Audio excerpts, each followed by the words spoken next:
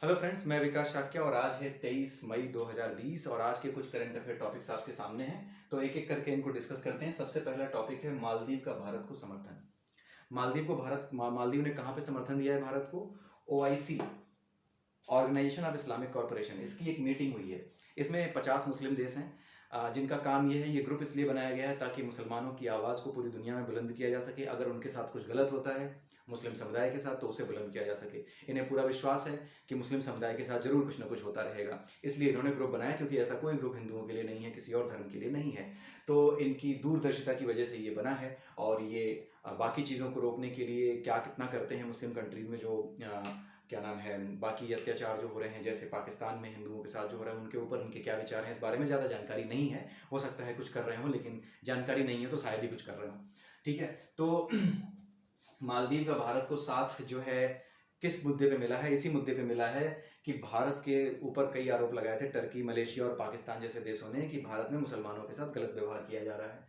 ठीक है, इसको इस्लामोफोबिया कहा जाता है कि मुसलमानों के प्रति एक डर, उनके प्रति एक नफरत फैलाई जा रही है। इसी चीज़ को इस्लामोफोबिया कहा जाता है। उसके बहुत से कारण गिनाए थे, जैसे नागरिकता संशोधन कानून था उसको लेकर के। उसके अलावा अभी जो कोरोना वायरस के समय में जो जमातियों का मामला आया, उसमें भी ये कहा गया कि हाँ, जमाती जो भी मुस्लिम हैं उनकी वजह से ये फैला और वो देश के साथ नहीं है, वो थूक रहे हैं और थूक करके ये साबित कर रहे हैं। कुछ लोगों ने यहाँ तक बयान दिया कि थूक करके उन्होंने ये साबित कर दिया है कि जब भी देश में मुसीबत आएगी तो हम इस देश के साथ नहीं होंगे, हम उस देश के ऊपर जो मुसीबत आएगी उस मुसीबत के साथ होंगे। तो इस तरह के विचार फैलते चले गए और लोगों के मुंह को आप बंद नहीं कर सकते। और कई बार चीज़ें इतनी ऑब्वियस दिखने लगती हैं कि किसी के मुंह को नहीं रोका जा सकता और वो कुछ भी बोलता है, और इससे समाज में वैमनस्य की भावना बढ़ती जाती है। तो इस समय में, ऐसे समय में दोनों समाजों का, दोनों तरफ के लोगों का ये कर्तव्य बन जाता है कि वो भी अपनी तरफ से अपनी बात कहें और ऐसे लोगों को मना करें ताकि सौहार्द का माहौल बना रहे। तो इसके लिए प्रयास भी हुए भारत में। ऐसा नहीं है, जमातियों को लेकर के जो मुस्लिम समुदाय था वो भी सामने आया, उन्होंने ये बताया कि नहीं, ऐसा नहीं है और हम पूरा सहयोग करेंगे भारत सरकार का। बहुत से ऐसे लोग भी आए। लेकिन हाँ, कुछ लोगों की तरफ से कुछ लोगों के ये विचार जरूर आए कि हाँ, कल को अगर समस्या खड़ी होती है तो इन लोगों ने कोरोना वायरस में फैलने में, या चारों तरफ जो थूक रहे हैं, चारों तरफ जो ये कह रहे हैं कि हाँ, ये खुदा का भेजा हुआ एक दूत है जो आपको सजा देने आया है, इस तरह की बातें करके ये साबित कर रहे हैं कि कल को अगर कोई समस्या आएगी तो हम भारत के साथ नहीं होंगे, उस समस्या के साथ होंगे जो भारत के लिए समस्या होगी।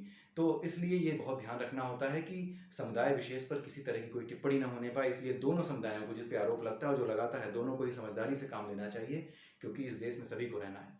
ठीक है, बाकी बात हुई मालदीव की, तो मालदीव इस बात पे सपोर्ट कर रहा है इंडिया का कि भारत में ऐसा कुछ नहीं है, इस्लामोफोबिया जैसी कोई चीज़ केवल भारत के लिए हम नहीं कह सकते, केवल भारत के लिए ऐसा नहीं कहा जा सकता। इस मुद्दे को कि भारत के ऊपर कुछ सैंक्शन लगाए जाएं, इस चीज़ को लेकर के पाकिस्तान उछल करके सामने आया। उसने काफ़ी ज़ोर शोर से बात करी कि जिस तरह से इसराइल के खिलाफ भी इन्होंने एक सैंक्शन पास कराने के लिए एक हस्ताक्षर किए, एक साइन किया है, एक सिग्नेटरी इनकी तय हुई है कि भाई हम इसको यूनाइटेड नेशंस में ले जाएंगे और कहेंगे कि इसराइल पे जो है रोक लगाओ, क्योंकि वो फिलिस्तीन के कुछ हिस्से को और वेस्ट बैंक को हथियाना चाहता है। अभी कुछ दिन पहले न्यूज़ में आया था कि वेस्ट बैंक को वो हथियाना चाहता है। तो इन चीज़ों को लेकर के उसके खिलाफ एक रेजोल्यूशन पास हुआ। तो उसके बाद पाकिस्तान को लगा कि अब भारत के खिलाफ भी चलो पास कर देते हैं। मतलब ये मूंग और मसूर की दाल तुम तय करोगे कि हाँ, भारत पे क्या करना है। तो वो लोग आए, मसूर की दाल ने तय किया कि भैया ठीक है, हम बैठते हैं और तय करते हैं। लेकिन मालदीव ने क्या किया, वहीं पे पासा फेंका कि ये बताओ कि जब उगियर मुस्लिम जो कि चाइना में हैं, क्या वो मुस्लिम कहीं और के मुस्लिम हैं, क्या वो मुस्लिम नहीं है, या क्या समस्या है? तो चाइना के अंदर भी जो उगियर मुस्लिम्स हैं जिनके ऊपर ये अत्याचार किया जा रहा है, कई जगहों से ये न्यूज़ भी आती है, अपुष्ट है, मैं इसकी पुष्टि नहीं कर रहा। कई बार व्हाट्सएप पे, फेसबुक पे इस तरह की न्यूज़ जिसमें कोई सच्चाई हो भी सकती है, नहीं भी हो सकती, आती है, इसलिए मैं उनको मानता नहीं हूँ। लेकिन इस तरह की चीज़ें भी आती हैं कि वहाँ पे उनको चाइना इस तरह से बिहेव कर रहा है कि उनको कम्युनिज्म सिखा रहा है और उनको इस्लाम नए तरीके से सिखा रहा है, जो कि कम्युनिज्म के साथ उनको चाइना के साथ मिला के चल सके। चाइना को बहुत डर है इस्लाम से लेके, इस तरह की बहुत सी फालतू बातें लिखी रहती हैं। मैं नहीं मानता कि सच है, मैं बिल्कुल नहीं मानता कि ये सच है, और आप भी मत मानिएगा कि ये सच होगा जब तक कि कोई खबर ऑफिशियल सामने नहीं आती, मत मानिएगा। ठीक है, तो उस चीज़ को लेकर के जो मालदीव है उसने बोला कि तुम ये बताओ कि ये जो उगियर मुस्लिम्स हैं जो चाइना में हैं, उनके साथ जो हो रहा है उसको लेकर के फिर क्यों ना पास किया जाए, क्यों ना इसकी बात भी की जाए। तो ये जो इस्लामोफोबिया है ये सिर्फ भारत का एक विषय नहीं है। अगर इस्लामोफोबिया को हम मान भी लें तो ये एक विश्वव्यापी समस्या है, और इसको विश्वव्यापी समस्या की तरह पेश किया जा सकता है, किसी एक देश विशेष के खिलाफ पेश नहीं किया जा सकता। लेकिन पाकिस्तान के लिए तो बस इंडिया ही, उसको तो गजवाए हिंद करना है, उसको तो और कुछ सपने में आता ही नहीं है। वो पता नहीं क्या करने के चक्कर में है, अपना देश बर्बाद हो रहा है, कोरोना से लोग मर रहे हैं, टमाटर तक खाने को नहीं था, लेकिन गजवाए हिंद करना है भाइयों को। तो इस वजह से क्या है कि वो उछल के सामने आए, उन्होंने कहा कि भैया इंडिया के खिलाफ रेजोल्यूशन पास करो। लेकिन मालदीव ने क्या किया, टंगड़ी डाल दी। उसने बहुत अच्छा काम किया, मालदीव ने, अच्छा पॉइंट है, बिल्कुल सही पॉइंट है। और मालदीव ने ऐसा कह करके पाकिस्तान के इस प्रयास को विफल कर दिया है, और भारत के खिलाफ अब कोई रेजोल्यूशन यूएन में अभी ओआईसी की तरफ से जाने की बहुत कम उम्मीद है। ठीक है, आगे क्या होता है उसमें देखा जाएगा। लेकिन हाँ, अभी के लिए मालदीव अगर मना कर देता है तो मालदीव एक बहुत ही इंपॉर्टेंट कंट्री है, उसका मना करना बहुत मायने रखता है। उसका पॉइंट भी सही है कि उगियर मुस्लिम्स क्या मुस्लिम नहीं है, वो कुछ और मुस्लिम है। यहाँ पे जो मुस्लिम है उनमें हीमोग्लोबिन बहता है, और उगियर मुस्लिम है उनमें क्या उग्रियोलोग्लोबिन बहता है। ठीक है, तो इस तरह की बहुत सी चीज़ें हैं। मुझे जवाब देना हो तो मैं तो बिल्कुल ही फाड़ दूँ, लेकिन वही है कि अभी ज़्यादा कुछ किया नहीं जा सकता। तो आप देखिए, जो कुछ दुनिया में हो रहा है उसे देखते रहिए। बाकी बात आई ओआईसी, इसके बारे में कुछ फैक्ट्स आप याद रखिएगा कि ऑर्गेनाइजेशन ऑफ इस्लामिक कॉरपोरेशन, इसका जो कार्यालय है वो जेद्दाह में है। जेद्दाह सऊदी अरब में एक जगह है, इसका नाम याद रखिएगा। ओआईसी में 50 मेंबर हैं, ये भी याद रखिएगा। और भारत ओआईसी का मेंबर नहीं है, उसका पर्यवेक्षक कंट्री है, यानी जा करके उसकी मीटिंग को चुप होके देखना, कुछ न टोकना न रोकना, न किसी को कुछ कहना कि आप ऐसा क्यों कर रहे हैं, बस देखना कि हो क्या रहा है। पर्यवेक्षक की तरह वो इस ओआईसी का हिस्सा है। एक बार और मैं बता चुका हूँ, तो इसको आप याद रखिएगा। ये 2-3 चीज़ें इंपॉर्टेंट हैं। और मालदीव को लेकर के ये रिटन एग्जाम में क्वेश्चन आ सकता है कि मालदीव को लेकर के हमारे जो फॉरेन रिलेशंस हैं उन पे थोड़ी टिप्पणी कीजिए, कहाँ कहाँ हेल्प करता है हमारी, तो ये सब बातें आप मेंशन कर सकते हो मालदीव के इस पॉइंट को। दूसरा है हरित अंटार्कटिका, ये एनवायरनमेंट से रिलेटेड टॉपिक है। हुआ ये है कि हमारी जो अर्थ है, अर्थ का जो ये नॉर्थ वाला है, ऊपर वाला हिस्सा है, ये आर्कटिक ओशियन के आसपास का, इसको आर्कटिक कहते हैं। और नीचे साउदर्न हेमिस्फीयर में जो दक्षिणी गोलार्ध में है उसको क्या कहते हैं, अंटार्कटिक कहते हैं। तो अंटार्कटिक को अगर हम ऊपर से देखें, मतलब आप ये समझ लीजिए कि आप एक गेंद को देख रहे हैं ऊपर से, और उस गेंद के यहाँ पे क्या है, ये ध्रुव है, हमारा साउथ पोल है। ठीक है, तो इस साउथ पोल के कुछ ऐसे ऐसे करके, और यहाँ का हिस्सा थोड़ा बड़ा है, यहाँ का हिस्सा थोड़ा कम है।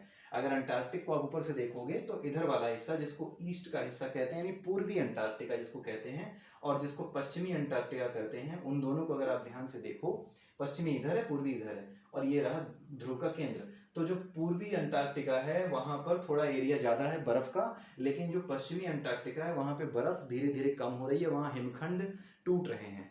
तो यहाँ पे क्या है, जो वेस्टर्न अंटार्कटिका है, यहाँ पे ये देखा गया है कि यहाँ पर काई जम रही है, शैवाल जिसको कहते हैं ना, एल्गीज जो होते हैं वो यहाँ पे पैदा हो रहे हैं, और उनकी गिनती लगातार, उनकी संख्या लगातार बढ़ती जा रही है। और ये क्या है, ये इस बात का संकेत है कि यहाँ पर तापमान बढ़ चुका है, और ये सालों से बढ़ता जा रहा है, धीरे धीरे करके काफ़ी बढ़ चुका है।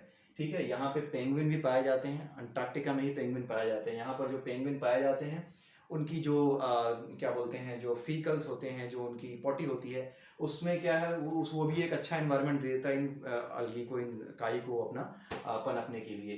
तो इसको लेकर के ये पूछा जा सकता है क्वेश्चन कि आप जो ये अंटार्कटिका है, यहाँ पर जो काई जम रही है, जो शैवाल जम रहे हैं, उसका क्या फर्क पड़ेगा एनवायरनमेंट पे, ये क्या निर्देशित करता है, क्या सूचक है ये।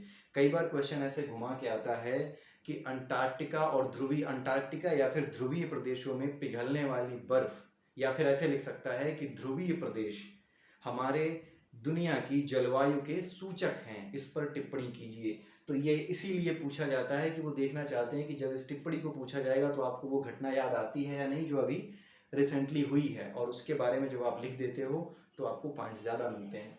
तो यही चीज़ उसको पूछने की वो कोशिश कर सकता है। ठीक है, तो अंटार्कटिका में क्या हो रहा है, जो वेस्टर्न साइड है वहाँ पे शैवाल बढ़ते जा रहे हैं, जो इस बात का सूचक है कि वहाँ पे गर्मी बढ़ रही है। और अगर एक कल्पना की जाए कि सारी की सारी बर्फ ध्रुवों पे, जो पोल्स पे है, वो पिघल जाए तो क्या होगा, तो होगा ये कि 250 फीट तक, लगभग 250 फीट तक समुद्र का तल ऊपर उठ जाएगा।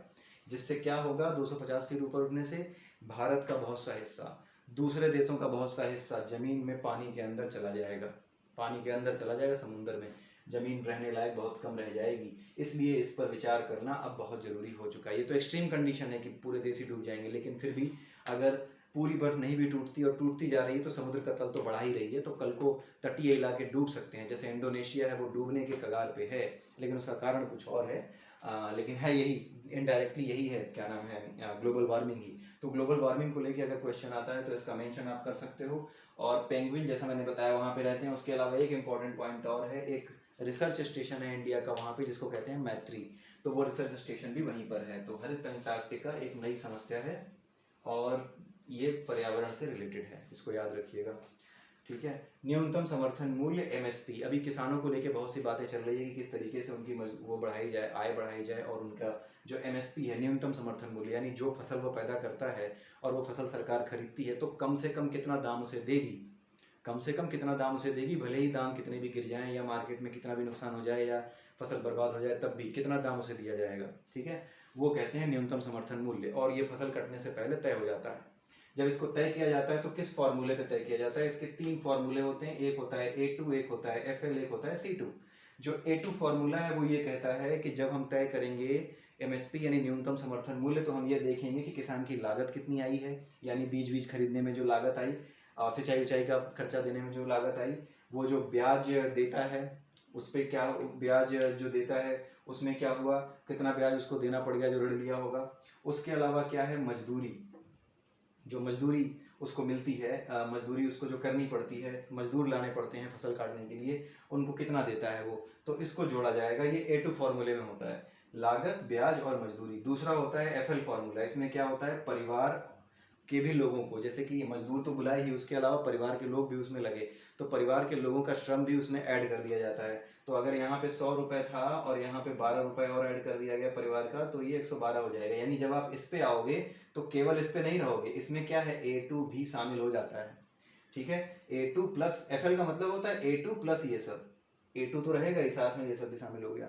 जब हम C2 की बात करते हैं, जिसकी बात आजकल ज़्यादा हो रही है, उसमें क्या होता है कि ऊपर वाले दोनों तो शामिल हैं ही, साथ में क्या हो जाएगा, किसान के पास जो ज़मीन होती है, उस ज़मीन को जब वो खरीदता है, या इसको ज़मीन को खरीदने के बाद जब वो ज़मीन उसके पास होती है, खरीदी नहीं है, उसने ज़मीन ली हुई है, तो उस ज़मीन की कीमत अगर आज की तारीख में 20 लाख रुपए है, और वो 20 लाख रुपए अगर वो बैंक में देता, उसका ब्याज लेता, तो वो ब्याज भी उसको कितना मिलता, उन ब्याज को भी जोड़ने की बात की जा रही है कि किसान को जब भी न्यूनतम समर्थन मूल्य दो, तो उसकी ज़मीन पे कितना उसको ब्याज मिलेगा उसको भी जोड़ो, और उसके साथ जोड़ करके इस न्यूनतम समर्थन मूल्य को बनाओ। यानी अगर 20 रुपये उसको मिलेगा, तो 112 प्लस 20 132 रुपये उसका न्यूनतम समर्थन मूल्य करो। उसके साथ साथ वो ऋण ले रखा है उसने, ठीक है, ऋण पे ब्याज वगैरह देता है, और कहीं मतलब वो ब्याज की बात तो ऊपर भी हो चुकी है, लेकिन ये ऋण जो लिया हुआ है उसने, उस ऋण की बात हो रही है जो बड़ी मशीन, बड़ी चीज़ों को खरीदने के लिए या इस तरीके से करता है। तो ब्याज, ये वाला ब्याज है कि जो बीज खरीदने में जो खर्च किया, ये ऋण ये बड़े वाले चीज़ों के लिए है। ठीक है, तो इन सारी चीज़ों को लेकर के जो कुछ भी हुआ है, क्योंकि वो बहुत सी मशीनरी सही कराता है, बहुत कुछ कराता है, उसके लिए भी ऋण देता है, तो इन चीज़ों को भी जोड़ा जाए। तो इन चीज़ों को जोड़ करके जब न्यूनतम समर्थन मूल्य डिसाइड किया जाएगा, और ये सही बात भी है कि ये जोड़ा जाए, तो उसके बाद जो न्यूनतम समर्थन मूल्य आएगा, उस न्यूनतम समर्थन मूल्य की वकालत आजकल चल रही है कि इस न्यूनतम समर्थन मूल्य को अब अप्लाई किया जाए। तो ये हैं ये 3 फॉर्मूले, इन 3 फॉर्मूलों के नाम याद रखिएगा। इससे प्री एग्जाम में या गोले काले करने वाला जो एग्जाम होता है, उसमें पूछा जा सकता है कि ये कौन सा फॉर्मूला है, इस फॉर्मूले की विशेषता क्या है, क्या क्या इसमें तय किया जाता है, कौन से फॉर्मूले में घर के किसान, जो किसान का घर है उसके लोगों की मेहनत की लागत को भी जोड़ा जाता है। तो इस तरीके से क्वेश्चन आ सकते हैं। ठीक है, तो आप ये याद रखिएगा। आज के लिए इतना ही। मेरा वीडियो लाइक कीजिए, शेयर कीजिए, सब्सक्राइब कीजिए मेरा चैनल, अपने दोस्तों को भी बताइए, एंड कल हम फिर मिलेंगे। तब तक के लिए have a nice day and bye bye.